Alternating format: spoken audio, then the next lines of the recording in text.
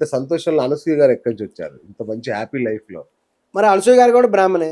ఓ అదా విషయం. అనసూయ గారు కూడా బ్రాహ్మణ్సే. అచ్చా అచ్చా అచ్చా. అందుకే అంతగా అభిమానిస్తున్నారా? ఇక్కడ అదొక కారణమా? ఒక కారణం అయి ఉండొచ్చు, అచ్చా అచ్చా. ఒక కారణం అయి ఉండొచ్చు. ఓకే. అలాగని ఆమె కూడా టాలెంటెడ్. అలానే కాదండి, మొన్న రాజ్ తరుణ్ గారికి నేను సపోర్ట్ చేశాను.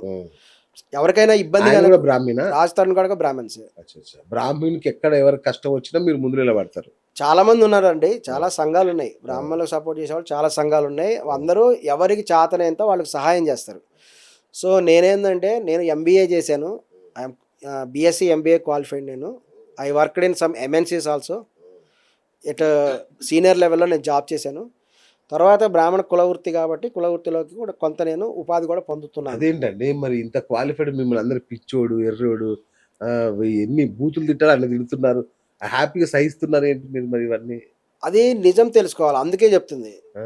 కొంతమంది రాబద్దులు, సివిక్ ఇల్లిటరేట్స్ అనేటువంటి వాళ్ళు కూడా మాట్లాడతారు. ఇప్పుడు నేను ఏదైతే మాట్లాడానో, స్త్రీ పురుషులు సమానం అని ఏ విధంగానో, నిన్న ఒక మీటింగ్ జరిగింది, ఉమెన్స్ జేఏసీ అని చెప్పేసి మహిళా సంఘాలు ఒక మీటింగ్ జరిపినారు జేఏసీ.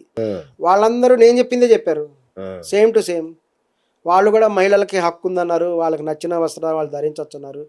ఒక ఆమె ఒక రిపోర్ట్ పెట్టేసింది, అదేంటంటే అత్యాచారాలు జరిగిన వాళ్ళ యొక్క లిస్టు తీశారు. తీస్తే వాళ్ళలో 90% వాళ్ళు సాంప్రదాయ వస్త్రాల్లో ఉన్నారు. అంటే సాంప్రదాయ వస్త్రాలు లేకపోవడం వాళ్ళు రేపులు జరుగుతున్నాయి, అత్యాచారాలు జరుగుతున్నాయి అన్నారు కదా, అది కరెక్ట్ కాదు. మెజారిటీ వాళ్ళు మామూలు మంచి వస్త్రధారణలో ఉన్న వాళ్ళే ఉన్నారు. సరే మీరు చెప్పండి, ఆ డ్రెస్సింగ్ని బట్టి ఫీలింగ్స్ మారుతాయా లేదా అబ్బాయిలకి? డ్రెస్సింగ్లు బట్టి ఫీలింగ్స్ మారుతాయి అనేటువంటిది వీళ్ళ సెల్ఫ్ కంట్రోల్లో కూడా ఉంటుంది. మారవు. ఇదే మీ అక్కో మీ చెల్లో ఎక్స్పోజింగ్ డ్రెస్తో నిలబడి ఉంటే మీకు మూడు వస్తుందా? ఆమె కూడా ఆడదే కదా. అనసూయ పక్కన పెట్టండి, మరి మూడు ఎందుకు వస్తుంది?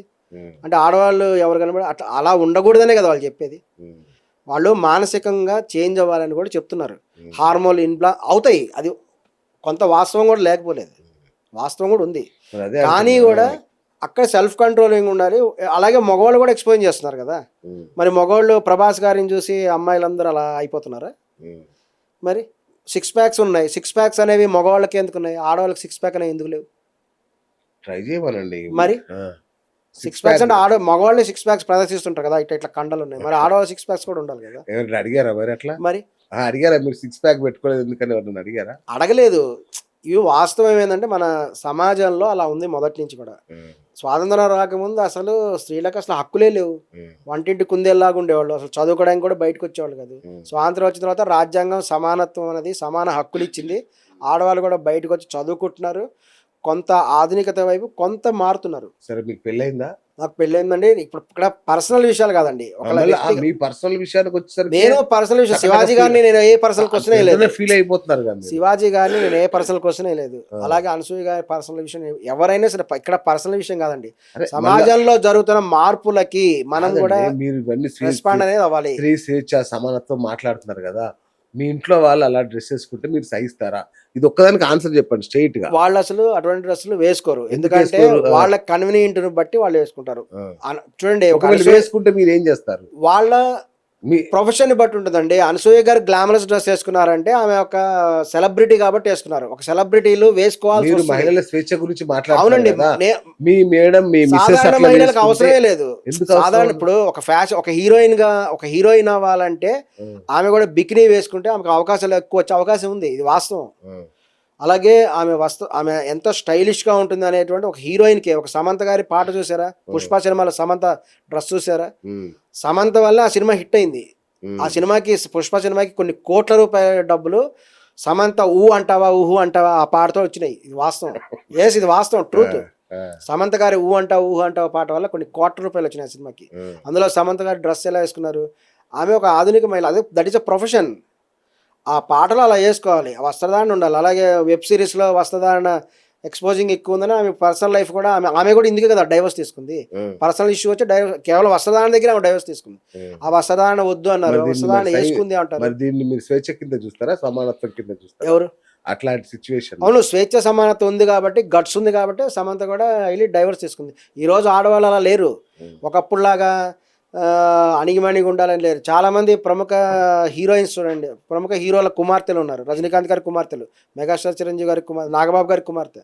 వాళ్ళు భర్తతో కూడా విభేదాలు వస్తే బరాబర్ ఇంటికి వచ్చేస్తున్నారు, ధైర్యంగా ఉంటున్నారు, స్వేచ్ఛగా సమానతతో బతుకుతున్నారు. అంతేగాని వాడి కింద అణిమణిగి వాడి చేత అనిపించుకోవాల్సిన అవసరం ఈ రోజుల్లో ఎవరు లేదు. చట్ట ప్రకారం ఏదైనా చేయాలి, చట్ట ప్రకారం వాళ్ళ హక్కు ఉంది కాబట్టి వాళ్ళ హక్కులు వాళ్ళు వినియోగించుకుంటున్నారు. సరే, ఇంతకు మీ మేడం ఏమంటున్నారు ఈ విషయం మీద? ఎవరైనా అనేది అంటారు, ఒక వస్త్రధారణ అనేటువంటిది వాళ్ళ ప్రొఫెషన్ బట్టి ఉంటుంది. ఒక ఫ్యాషన్ ఇండస్ట్రీలో ఉన్నప్పుడు, ఒక హీరోయిన్గా చేసినప్పుడు, అదే శివాజీ గారు కూడా చెప్పింది అదే కదా.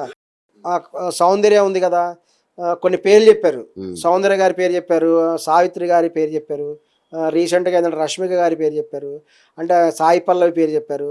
అరే 4 పేర్లు చెప్పినావు, దాని అర్థమైంది మిగతా హీరోయిన్లు అందరూ డాష్ అనే?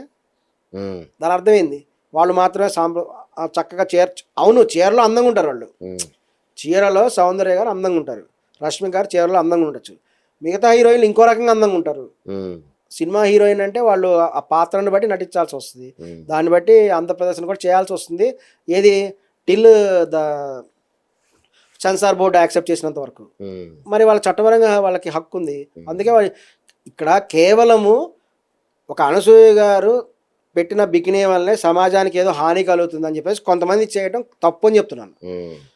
ఇన్స్టాగ్రామ్ అనేటువంటిది ఒక పబ్లిక్ ప్లాట్ఫామ్, కొన్ని వందల మంది వేల మంది మహిళలు ఉన్నారు అందులో, అలాగే పురుషులు కూడా ఉన్నారు. వాళ్ళు వాళ్ళ పర్సనల్ లొకేషన్స్ కూడా వీడియోలు పెడుతుంటారు, ఫోటోలు పెడుతుంటారు.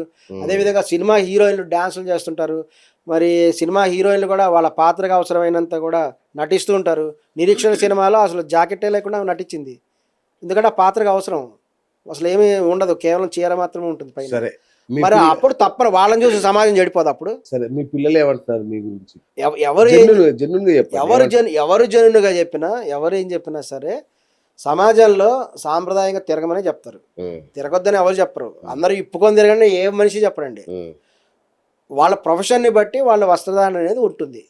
ఒక్కొక్కసారి వాళ్ళు ఫ్యాషన్ ఇండస్ట్రీలో, ప్రత్యేకించి ఫ్యాషన్ ఇండస్ట్రీలో ఒక హీరోయిన్ కావాలంటే, లేదంటే ఒక గ్లామరస్ ఫీల్డ్లో కనుక ఉన్నప్పుడు, ఒక మోడలింగ్ చేసినప్పుడు వాళ్ళ ప్రొఫెషన్ని బట్టి వస్త్రధారణ అనేది ఉంటుంది.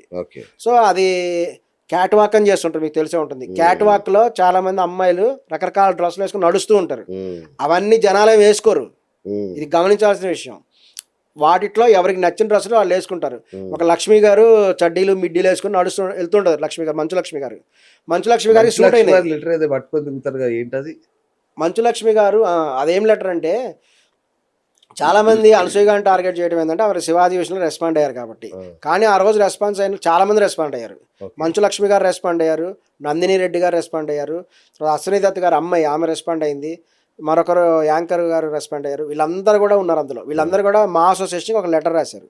ఆ లెటర్లో వాళ్ళు చెప్పడం ఏంటంటే, స్త్రీ పురుష మొదట వాళ్ళు చెప్పింది ఏంటంటే, శివాజీ గారు మాట్లాడిన మాటలు మాకు ఇబ్బందిగా ఉన్నాయి, వాటిని ఖండించాలి, సారీ చెప్పాలి అని సారీ చెప్పించారు. సో అది అంతవరకు ఓకే. తర్వాత ఏమందంటే, స్త్రీ పురుషుల మధ్య విచక్షణ ఉండొద్దు, స్త్రీ పురుషులు సమానమే, జెండర్ ఈక్వాలిటీ ఉండాలి, ఆ విధంగా మీరు చర్యలు తీసుకోండి. దాంతోపాటు ఏంటంటే, ఒక సెలబ్రిటీస్కి వాళ్ళకి రక్షణ కల్పించేటువంటి విధంగా మీరు కొన్ని అరేంజ్ చేయండి. తర్వాత కొన్ని వర్క్షాప్ పెట్టండి. ఎందుకంటే ఇది సినిమా వాళ్ళ మీద మాత్రమే కాదు, సినిమా వాళ్ళ మీద ఒక హీరోలకు మాత్రమే కాకుండా స్టేక్ హోల్డర్స్ ఉంటారు, సినిమా ఇండస్ట్రీకి స్టేక్ హోల్డర్స్ ఉంటారు, వాళ్ళ మీద కూడా ప్రభావం చూపిస్తుంది. కాబట్టి మీరు జెండర్ ఈక్వాలిటీ గురించి ప్రచారం చేయండి అనేటువంటి విధంగా కూడా వాళ్ళు చెప్పడం జరిగింది. సో దీని గురించి కూడా తప్పనిసరిగా త్వరలో మంచు లక్ష్మి గారిని కలవటం జరుగుతుంది. వీలైతే జెండర్ ఈక్వాలిటీ గురించి కొన్ని మేము కూడా ప్రదర్శిస్తాం.